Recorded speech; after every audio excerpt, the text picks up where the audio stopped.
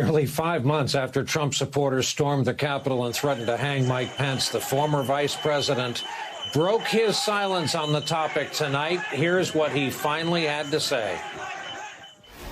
January 6th was a dark day in the history of the United States Capitol. And that same day, we reconvened the Congress and did our duty under the Constitution and the laws of the United States. You know, President Trump and I have spoken many times since we left office. And I don't know if we'll ever see eye to eye on that day. But I will always be proud of what we accomplished for the American people over the last 4 years. And I will not allow Democrats or their allies in the media to use one tragic day to discredit the aspirations of millions of Americans. Let's not forget, while the Capitol siege was underway and Mike Pence was being rushed from the building by the Secret Service, the former president was calling him a coward for doing that constitutional duty he now talks about. No worry, Mike Pence is perfectly willing to be the conductor of the Trump train to this day. Back with us again tonight, David Plouffe, former Obama campaign manager, former senior advisor to the president, also on the board of directors of the Obama Foundation, and Michael Steele, former chairman of the Republican National Committee, former lieutenant governor of the great state of Maryland, also the host of the Michael Steele podcast. Michael, I have to confess, I've been looking forward to this. There is nothing quite like Mike Pence when he puts on his pious face and, hang Mike Pence, sure. I don't think we'll ever see eye to eye on the events of that day. This was his chance to draw a little distance with Trump, but no, he's just a boy standing in front of New Hampshire asking them to love him. Oh, that is so well put. That is so. He's just a boy standing next to a man. So if you won't see eye to eye. So tell us what you see differently than Trump about January 6th. Now I'm curious. Okay, you won't see eye to eye on January 6th. So what do you see? What do you think happened on that day? What do these images say to you? You were being hustled out to an undisclosed location because you were under direct threat. So what do you see from that day? That's what I want to know. And it's very clear. You do the quick pivot off of we won't see eye to eye, but we won't let, anyone discredit, the events of that tragic day discredit the work and the efforts of our administration. Dude, really?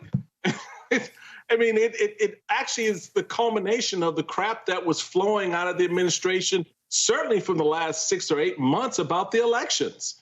So how do you now look us in the eye and go tell us, oh, well, the president and I have a disagreement about the day, but we stand shoulder to shoulder on everything else? It is fundamental that day to what happens next in this country. And that, I think, was just kind of a shortcoming for the vice president to sort of approach it that way. Yeah, if it wasn't fundamental, it'll do till fundamental gets here. Hey, David, I got one for you. This is from The Atlantic. Republicans are not blocking a bipartisan January 6th commission because they fear Trump or because they want to move on from 2020. They're blocking a January 6th commission because they agree with the underlying ideological claim of the rioters, which is that Democratic electoral victories should not be recognized. David, a general question. It is about your party. It's about members of your party. Would you like to see a little more urgency, a little more attitude and anger these days? Yeah, Brian, because it's all on the line. Listen, we need to pass an infrastructure bill. We have crumbling roads and bridges, but our democracy is crumbling. It's teetering on the edge. I think there is a lot of energy in Washington amongst elected officials, amongst activists, but this is the most important question, not just of 2021 or Joe Biden's first term, but one of the most important moments in American history.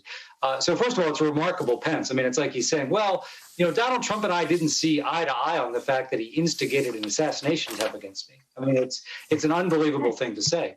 But yes, what we're seeing all around the country, on in Washington is most of the Republican Party, with some notable exceptions, but most of them getting comfortable with the idea that if they retain power, they win back the House, that the Democrats could win 400 electoral votes.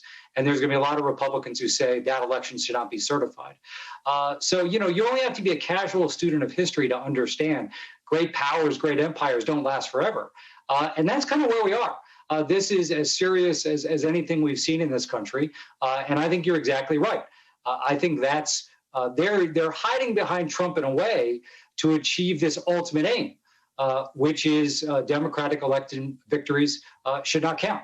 And I think that's where we are in America. And so as important as it is, tax rates and infrastructure, immigration reform, these are all critically important. And I hope each of them gets done. The most important issue now facing the country and politicians in Washington, Democratic politicians, is saving this democracy. And Senator Sinema, I'm glad she won her race, back in 2018, but said today the filibuster is there to preserve democracy. But if we're left with a choice between saving the filibuster and ending democracy, let's just turn the lights out right now, because that's where we're headed. Anytime a president, regardless of party, uses a Memorial Day address to tell us all our democracy is in peril, that should get the attention of all of us, in my view.